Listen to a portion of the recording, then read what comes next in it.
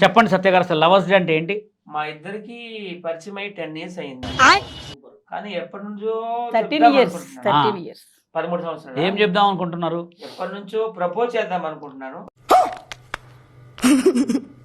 ఓహో, కానీ ఇది 2026 ఇయర్ ఇది. ఆ, వ్యాలంటైన్స్ డే కాబట్టి ఈ రోజు ఈ రోజు 14th, అవును, ఫిబ్రవరి 14th lovers day. So propose చేద్దాం అనుకుంటున్నాను. ఎలా చేద్దాం అనుకుంటారు?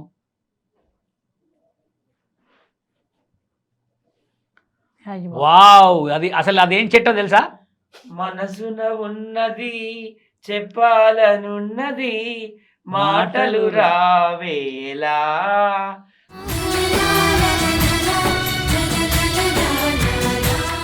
I love you Kanakalakshmi. నేను నీకు మూడో భర్తని. Okay, thank you.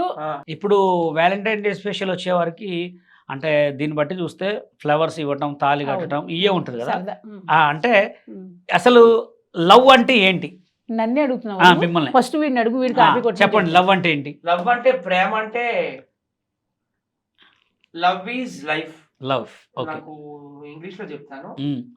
A life without lover is like a temple without deity. Okay, అంతే. సో ప్రతి ఒక్కరి జీవితంలో కూడా లవ్ అనేది ఉండాలి. ఓకే. చాలా మంది లవర్స్ డే, వ్యాలంటైన్స్ డే చేసుకోకూడదని వీడియోలు వదులుతున్నారు. అది చాలా తప్పండి. అవును. ఎందుకంటే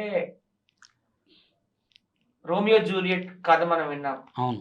సలీం అనార్కలి, లైలా మజ్ను, దేవదాసు పార్వతి, రాకేష్ మాస్టర్ కనకలక్ష్మి. అవును. ఇలాంటి ఎంతో మంది అమర ప్రేమికులు జీవితాలు మనం చదివాం కాబట్టి అవును, వాళ్ళకి కూడా మనం విలువ ఇవ్వాలి. అవును. లవ్ వేస్ట్ అంటే మరి వాళ్ళందరూ బాధపడతారు, వాళ్ళందరూ చరిత్రకారులు. సో ప్రతి ఒక్కరు కూడాను గాలి, నీరు ఎంత అవసరమో లవ్ కూడా అంతే అవసరం.